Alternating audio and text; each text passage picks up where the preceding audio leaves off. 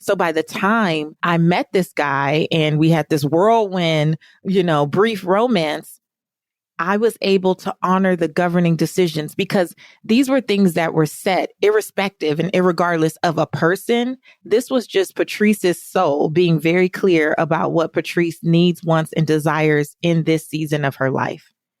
And so when that wasn't being honored, it was so easy for me to choose peace over appearances and walk away. It was so easy.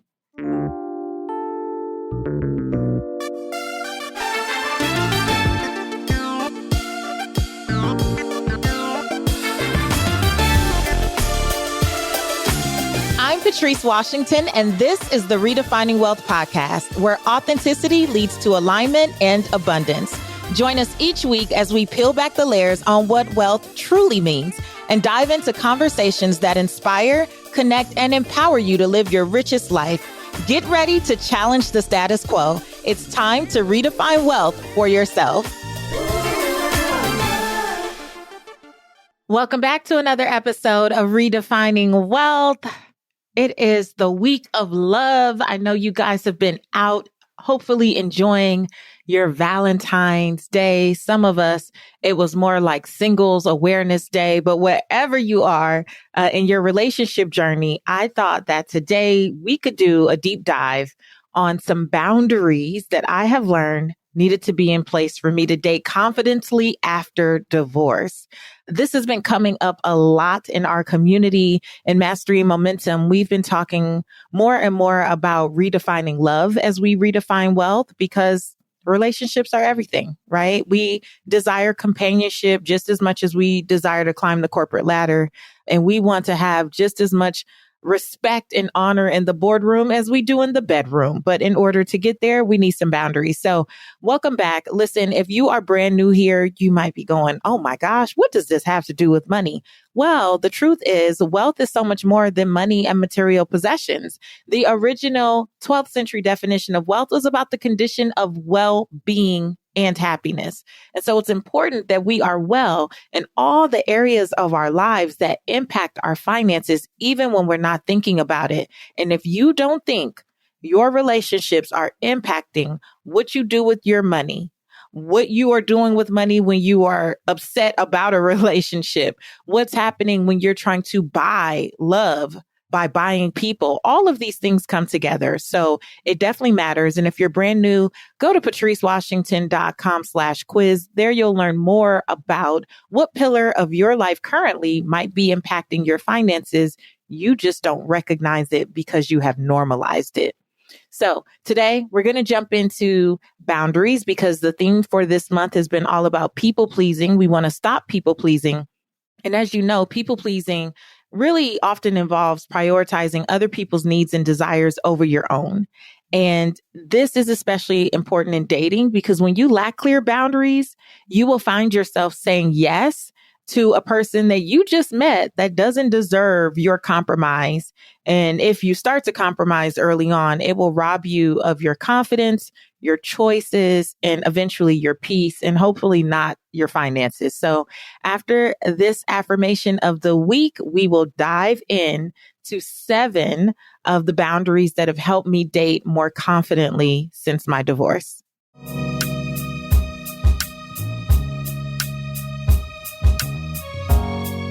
This week's affirmation is, I trust myself to choose the best relationships for me. I trust myself implicitly to discern and select the most beneficial relationships for my life and my journey. With clarity and intuition as my guides, I navigate the intricate web of connections with confidence. I embrace the wisdom gained from past experiences, knowing they inform my present choices.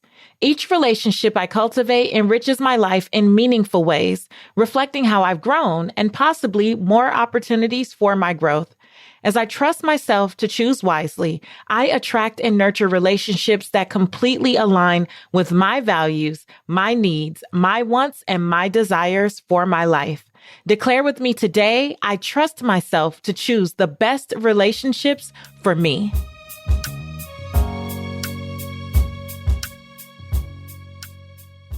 So one of the things that scares us after a long-term marriage or partnership, especially, is that we won't see the signs.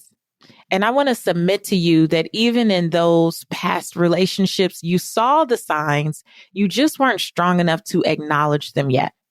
We have been taught for so long not to trust and honor our own feelings that we second guess and we keep giving people the benefit of the doubt.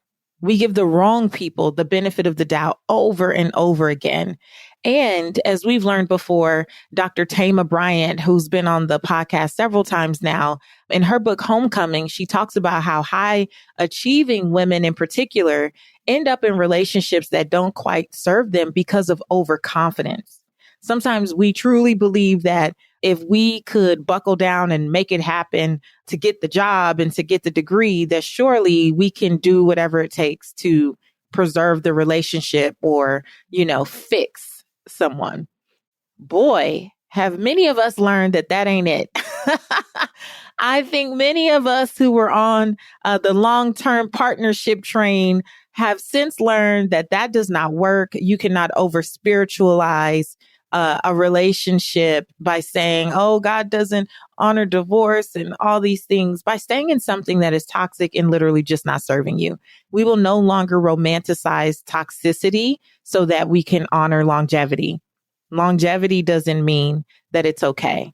And so for us, if you're like me, someone who was in a relationship with the same man for almost 20 years of my life, then you know that that's one of the things that we fear. Oh my gosh, I got to choose better, right?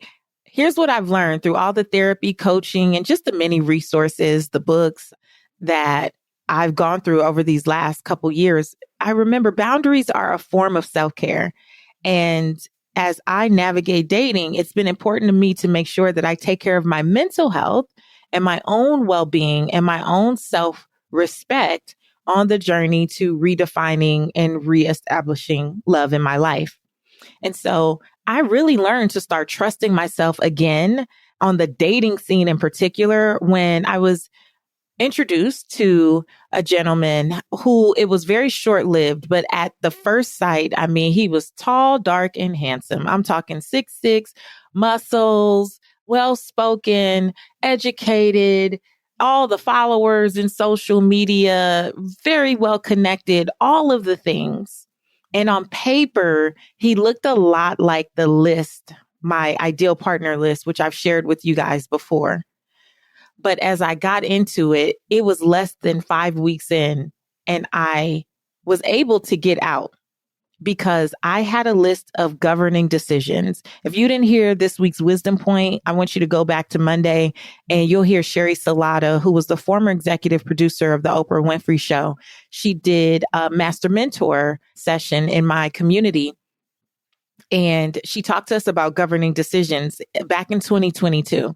And I'm so grateful because I had this kind of list of governing decisions for dating. So by the time I met this guy and we had this whirlwind, brief romance, I was able to honor the governing decisions because these were things that were set irrespective and irregardless of a person. This was just Patrice's soul being very clear about what Patrice needs, wants, and desires in this season of her life. And so when that wasn't being honored, it was so easy for me to choose peace over appearances and walk away. It was so easy. I was able to move about the cabin freely and date with confidence. I didn't get stuck in some toxic cycle with someone who was not a fit for me because I already had these boundaries, these standards, these governing decisions all laid out.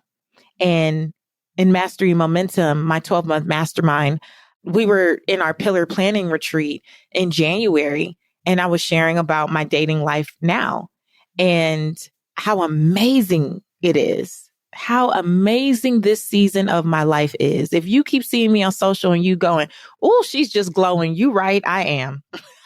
I am. Not just because of the man that I'm dating currently, it's because of the respect that I have for myself.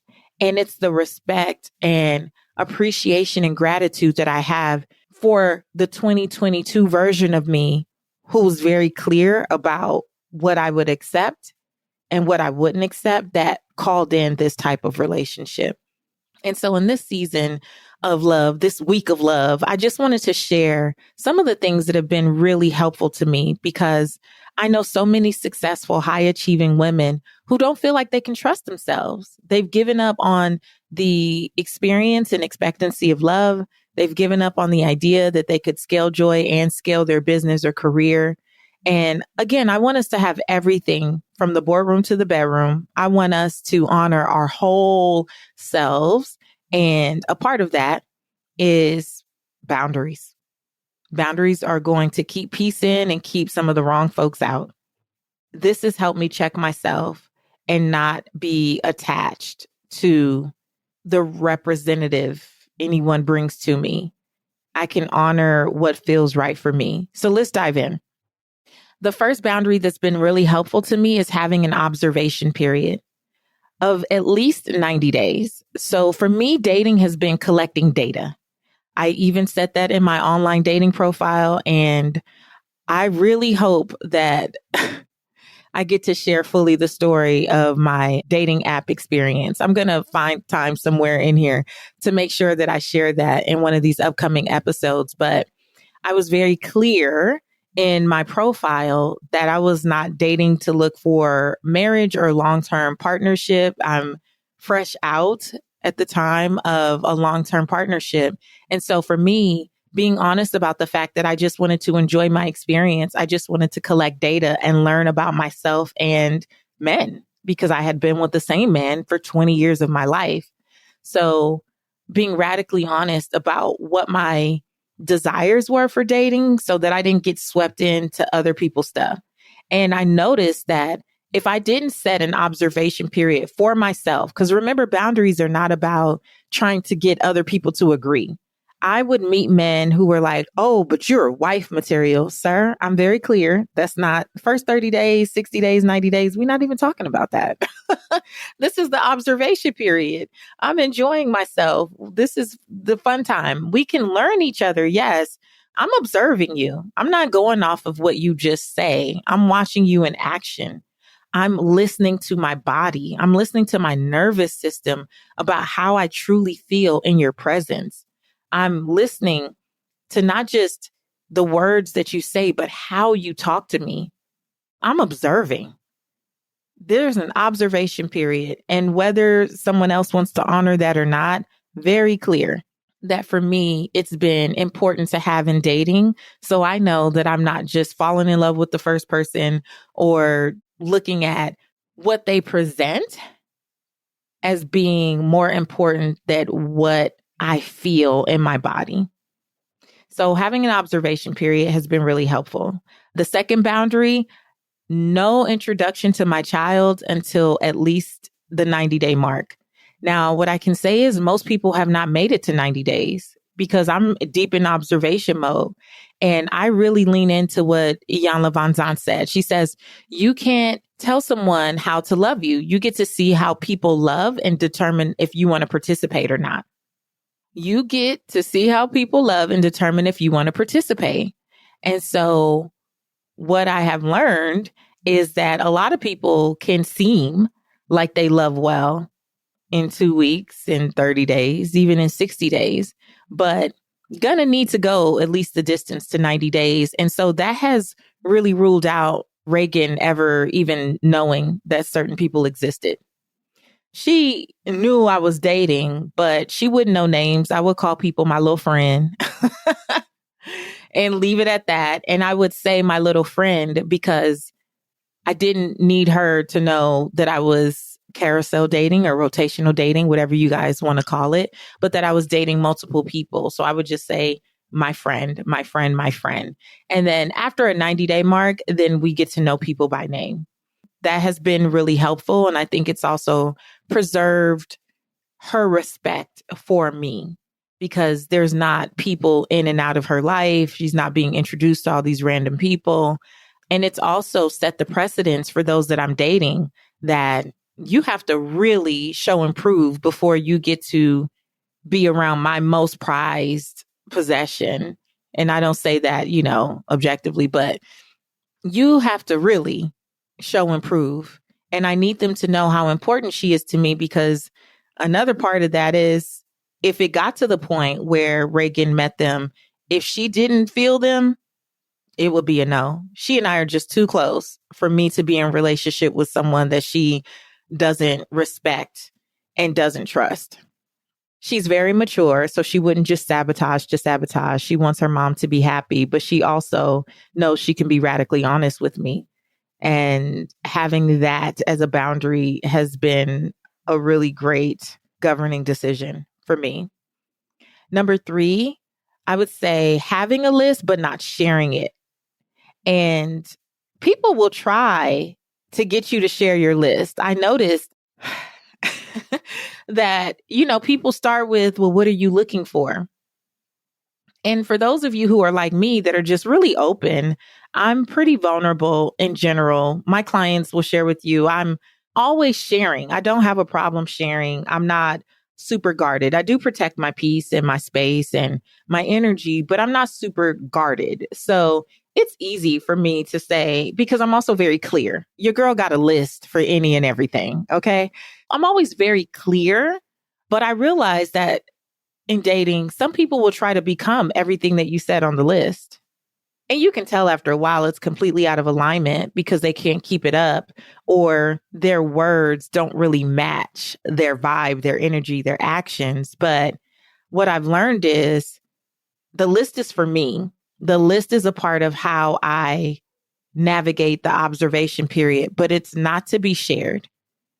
It's not for people to try to use to conform in order to try to impress me, because ultimately the only thing that's going to last is us being incredibly vulnerable and authentic about who we really are, not who we're pretending to be. So if you have a list, stop telling folks that you're dating everything on the list. Just observe and check things off as you see it. That's it.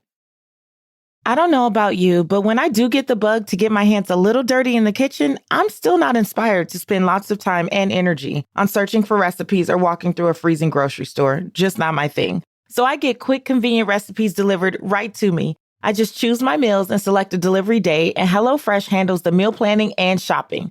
All I have to do is open the weekly box of pre-portioned farm fresh ingredients with the step-by-step recipes that do have pictures to get cooking with less hassle and less wasted food. And let me tell you, if you're a pescatarian like me, I love that when they say pescatarian, it's not just salmon over and over again. No shade to salmon, but come on, you guys. At this point, I've tried Parmesan crusted trout, Baja fish tacos. I even had pan-seared scallops with lemon butter. Oh my gosh, so good. Whatever your dietary preference is, if your goal this year is to save money, eat better, stress less, or just try something new, HelloFresh, America's #1 meal kit, has got your back. Go to HelloFresh.com/RWFree and use my code RWFree for free breakfast for life. One breakfast item per box while subscription is active. That's free breakfast for life at HelloFresh.com/RWFree with the code RWFree. So here's what I've been telling anyone who says they're ready to reduce stress, eat well, devote time to their loved ones, step into purpose powerfully, and save money. You need to try Factor. Forget resolutions, get results, and trade in the grocery stores, prep work, and cooking fatigue so you have more time during the week to focus on your purpose. You can get chef-crafted, dietitian-approved meals delivered right to your door with Factor's ready-to-eat meal delivery service. With over 35 meals to choose from every week, I personally choose Calorie Smart and the vegan and veggie meals. Plus, I love their smoothies after a workout from their over 55 weekly add-ons. This year, let's skip the overpriced takeout trap. We've done enough of that because Factor is cheaper and way more delicious. Think restaurant quality delivered right to your doorstep. And they're ready to heat and eat in just 2 minutes? Head to factormeals.com/RW50 and use my code RW50 to get 50% off. That's code RW50 at factormeals.com/RW50 to get your 50% off. BetMGM, the king of sportsbooks, unleashes the spirit of Las Vegas with BetMGM Rewards. Every time you make a wager at BetMGM, you can earn BetMGM Rewards points that you can redeem for online bonus credits like bonus bets and bet insurance tokens. Planning a trip to Vegas? You can also convert your BetMGM points into MGM Rewards points that you can use towards dining, shows, and hotel rooms at over 20 MGM Rewards properties located on the Las Vegas Strip and nationwide. Sign up with BetMGM or log on today to get an even bigger piece of the action with BetMGM Rewards. BetMGM and GameSense remind you to play responsibly and offer resources to help you make appropriate choices. Visit BetMGM.com for terms and conditions. Must be 21 years of age or older to wager. Ohio only. New and existing customer offer. All promotions are subject to qualification and eligibility requirements. Rewards issued as non-withdrawable bonus bets. Bonus bets expire 7 days from issuance. Please gamble responsibly. Gambling problem? Call 1-800-GAMBLER in partnership with MGM Northfield Park. Are you ready for Redefining Wealth Live 2024? I hope so, because we already have everything locked in and all we need is you. October 11th through 13th in Atlanta, Georgia. Do not miss this. Right now, we have early bird tickets on sale. You know you want to come, so you might as well lock in that ticket right now. Click the link below or go to redefiningwealthlive.com to secure your seat today. So my fourth boundary is don't assign titles too quickly. So don't introduce me with a title that we have not discussed. Oh my goodness. I cannot stand to run into someone, like if you're on a date or something, or even when someone picks up the phone and they're talking to a friend and they're saying things like, yeah, I'm here with my wife, with my future wife. And yeah, this the one man, this the girlfriend. It's like, sir, relax. You don't have to love bomb. Everyone is not trying to get married tomorrow. I definitely am not. And I've been very clear about that through the observation period. And so I've learned that a lot of people use love bombing, obviously, for manipulation purposes. So if I hear you calling me with these titles, I'm supposed to get giddy and excited and let my defenses down and eventually let you come in and run amok. No. Now, I don't want to sound like someone who is bitter because I have experienced psychological abuse in the past. No, I'm actually just very clear that that is a boundary that I don't like for people to cross. So one of the things that I say even early in dating is don't ask me what we are after 3 dates.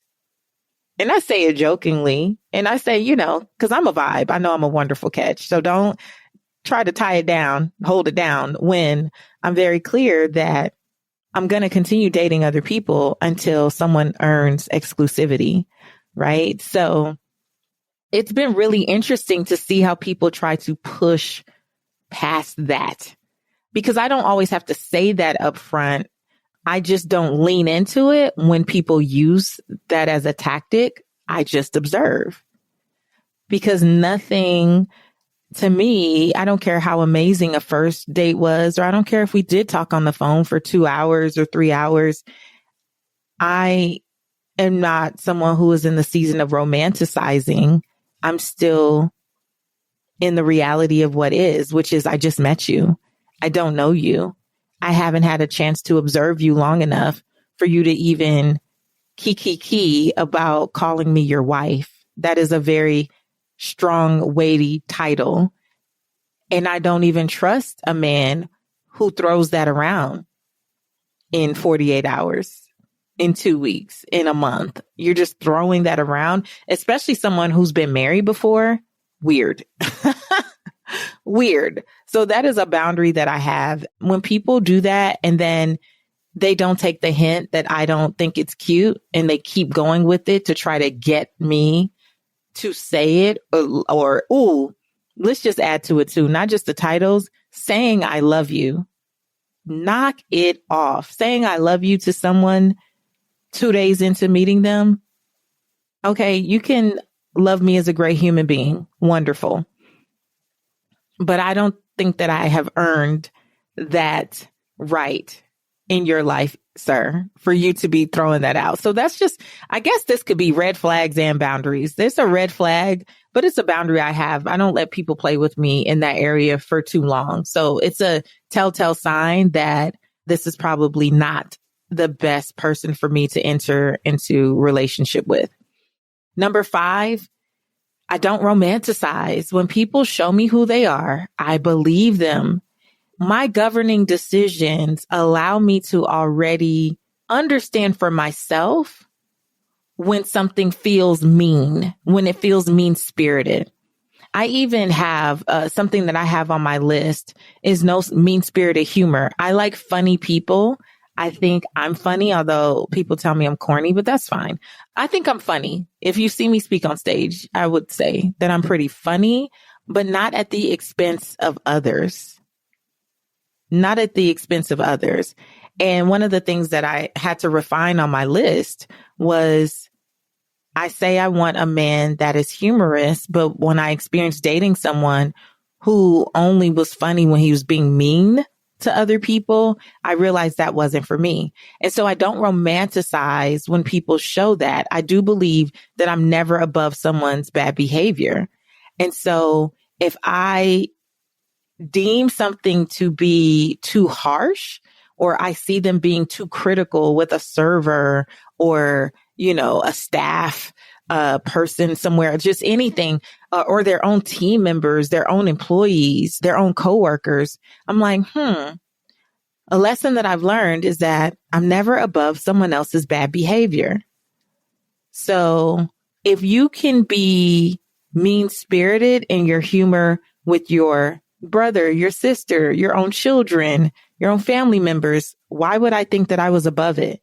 And if one of the things that I desire is to be treated with kindness and compassion and integrity, you're already showing me that this is not your jam.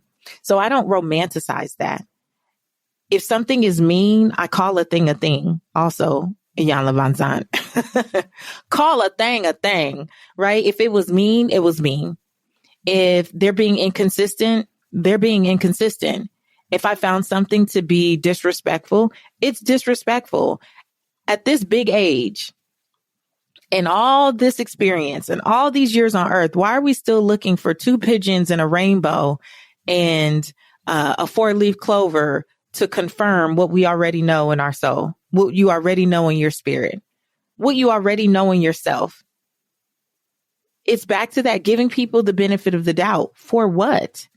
There are so many people out here who are more aligned with your list. And I think this is what allows me to stick to the boundaries is I have the belief, unlike I've heard many people say, oh, there's pee in the dating pool.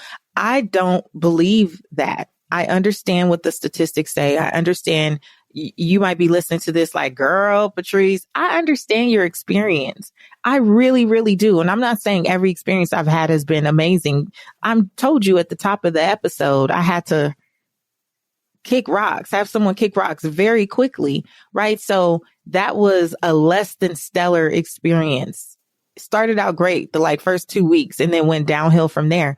But I'm saying, because I know myself and I know what I need, want, and desire, and I believe in love, and I believe that there are plenty of great people out there, I can enforce my boundaries because I'm not attached to keeping anyone. Some of us can't enforce boundaries because when we meet someone who has 3 things on our 20 item list, we're like, ooh, I got to hold on to this. I have detached from the idea that every man I date has to be a potential husband. Some people are just a good lesson or some fun. They're a great date. I've been on child helicopter rides. I've been on beautifully curated picnics. I've done all kinds of things. And still, I was not attached to the idea of that person being my long-term partner. So when they did things that I felt were mean or inconsistent or disrespectful, it was very easy to release them. So definitely a boundary to consider. Just, we don't romanticize. When people show us who they are, we believe them. Number 6, intellectual boundaries in general. Just, I am big on respect.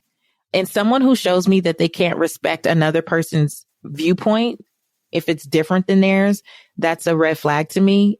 For me, it feels like you're not going to be open.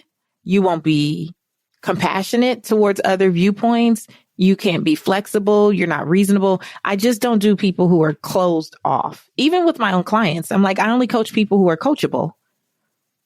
If you want to be closed off and fight everything that I say, then why did you hire me to coach you? Right? In the same way, if you don't genuinely want partnership, you want to fight at any suggestion or any acknowledgement of a difference.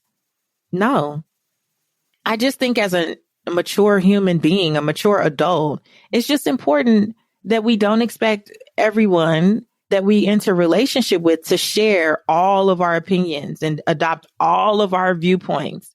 And as a woman who is successful in business, I also don't let people try to pick apart what I do or how I do it.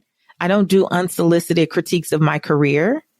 I have learned for myself that sometimes how toxic people kind of get in there to mess with your mind is to try to get you to second guess and question everything that you do and how you do it. Right. So the very thing that they were attracted to, they then try to pick apart. Very common in narcissistic personality disorder, where they'll pump you up and then try to deflate you, like pop your bubble or pop the balloon. Then they'll start doing things like being disrespectful of what you call your work time. So in my case, I might say, oh, I'm going to film something or I'm going to speak. And then I get off stage and they've called like 8 times. Well, why would you call me 8 times in a non-emergency situation when you know that I'm at work? I wouldn't do that to you. Right. So there's like kind of intellectual boundaries that get crossed. I have experience, but then also just my own physical boundaries or time boundaries, work boundaries, all of those things kind of come together in that workplace piece. And that's a red flag to me. It's something that once someone shows me they don't respect what I do and how I do it, because I make an honest living and I do good work. So I'm not ashamed of anything that I do or how I show up in the world. And when someone tries to poke holes in that to make themselves bigger or better, definitely it's a no. What if I told you the reason all of your business and career pursuits might be flopping or feeling less and less fulfilling is because what you actually need is personal transformation and spiritual growth, so you can trust yourself to do the stuff you've already learned confidently.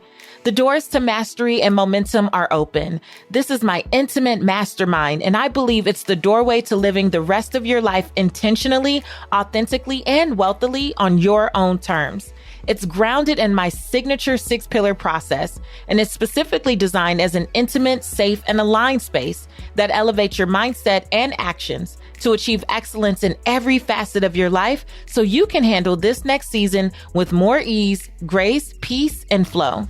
You don't need another business community. You need spirit-led conversations to help you get radically honest about what's going on in those pillars of your life, and then the conviction to tackle them strategically. Inside the Mastery and Momentum container, you'll gain exclusive access to co-created conversations, both virtual and in-person retreats, laser-focused training sessions, and so much more. In short, this could be your pathway to grabbing hold of everything you need to win at more than just business, but there will be plenty of that too. We're now accepting applications, so head to masteryandmomentum.com. That's masteryandmomentum.com and join us for the next 12 months as we step into a powerful new way of being. The last one I kind of already touched on. I will just say overall, I have a boundary. For me, it's a governing decision that at all times I will choose peace over appearances. And that has allowed me to just get out of what doesn't work for me very quickly. So in the case of the gentleman, I use that term lightly, that I was dating at the top of 2023 for that brief time, again, had all of the things: tall, dark, handsome, successful on paper. We knew so many of the same people, same circles, all the things. But just going back to this list in the observation period, the reason it was less than 5 weeks is because Boom. It was that. Never got to meet Reagan in person. He is where I learned not to share the list because people try to pretend to be what you said.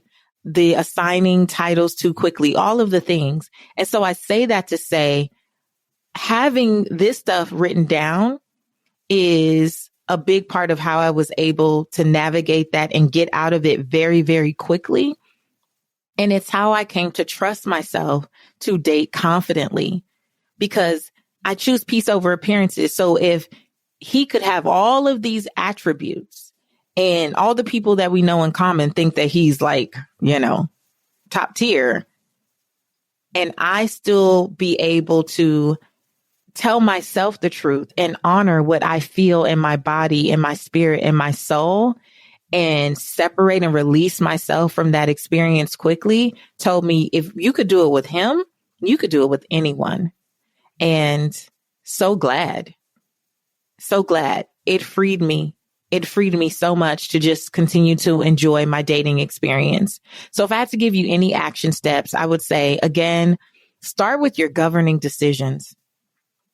What are the things that you will accept and tolerate or not accept and tolerate, irregardless of the person, because we're not going to romanticize and try to compromise our values now because of them, because they look good on paper or because people think that they're one way and this and that. No, we're not going to do that. What we choose to do is learn from our past experiences, maybe some of our past, what we would call mistakes. But this is where we start with the boundaries, are just those governing decisions, right? And then really practice strengthening your communication skills. One of the things that we have coming up is how to say no. It's a practice session in the Redefining Wealth Institute. This is important because we've been so used to people pleasing and agreeing and trying to get along with people and trying to get people to choose us that we don't always honor what we feel the first time and say no or enforce the boundaries. So you have to practice often. I would say last thing, detach from what people think about your list and your desires. When I was sharing what my list was publicly, some pieces of it, definitely not everything. On my good friend Anthony O'Neill's show, I had so many people reaching out or commenting that I was unrealistic and I wanted too much. And I said, you know what?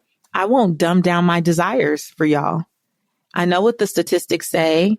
I'm very clear about what the quote unquote average this and average that. And still, I don't receive it. I know that to get what I want, I first have to believe. And so I believe in the boundaries that I have set. I believe in the way that I have chosen to navigate this journey. And I believe that having these standards and governing decisions and boundaries and sticking to them are how I attracted my current relationship, which is actually one of the most beautiful things I've ever experienced in my life. And when I feel released to share more, I will. But just know I'm not sharing these as like some stuff I'm just talking about. These things have been in writing and I have been using them for the last, at this point, about 14 months or so. And I can tell you that I do truly, truly believe they've helped me call in something, I don't want to say magical, because magic kind of deals with illusions. And I don't believe there's any illusion. It's so real. It's so sincere. And it's one of the best things I've ever experienced. And I want more of the ladies in Mastery Momentum, Pillar Mastery, the Institute for Redefining Wealth, listeners of this podcast. I just want to be an example of what the middle looks like. Sometimes I think we don't share enough as we're in the process, what we're actually doing and the tools we're actually using. And this is what's working for me. So I hope that one of these will bless you. Feel free to share in the Redefining Wealth app some of your boundaries, what's been supporting you in your dating and love experience. And if you've been married for a long time or a short time and you want to share some boundaries that supported you in getting to the point that you are in your relationship, if it's a healthy and whole relationship, then please share with us. I'm eager to learn from you as well, because this is a community where we are growing together. I hope this episode blessed you. If you want to get access to that How to Say No practice session, it's coming up soon on February 22nd. So make sure that you are in the Institute. That's redefiningwealth.institute. It's only $49 a month, $497 for the year, and you are welcome to come to all of the things. We have so many goodies there for you. And I would love to support you and work with you more closely. So come on in. I don't bite. It's a beautiful community of purpose chasers from all over the world. And I am so excited to see how, as we continue to take a stand for ourselves and stop the people pleasing, how our purpose can really flourish and how our lives in general can. So hope you enjoyed this episode. Make sure you rate and review. I will see you in the Redefining Wealth app, available on your Apple, iOS devices, as well as Androids. And until next time, I want you to go live your life's purpose, find fulfillment, and earn more without ever chasing money. I'll talk to you later.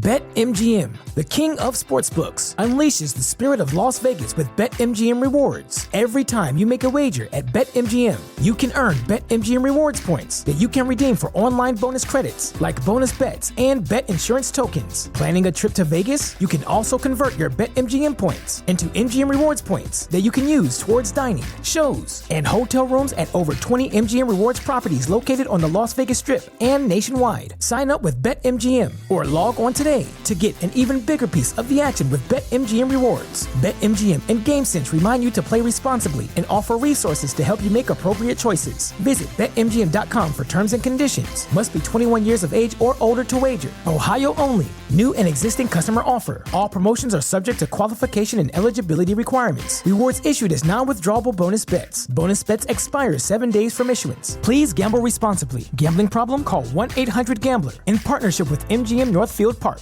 Looking for a single transportation service to handle all of your transportation and logistics needs? LCG Logistics is backed by years of exceptional on-time delivery and is uniquely qualified to provide the coverage you need at the right price. Based in Ohio, we provide dedicated fleet service throughout 48 states and Canada. LCG Logistics is small enough to care and large enough to handle your shipping properly. Call 614-272-4052. LCG Logistics, your single source transportation supplier.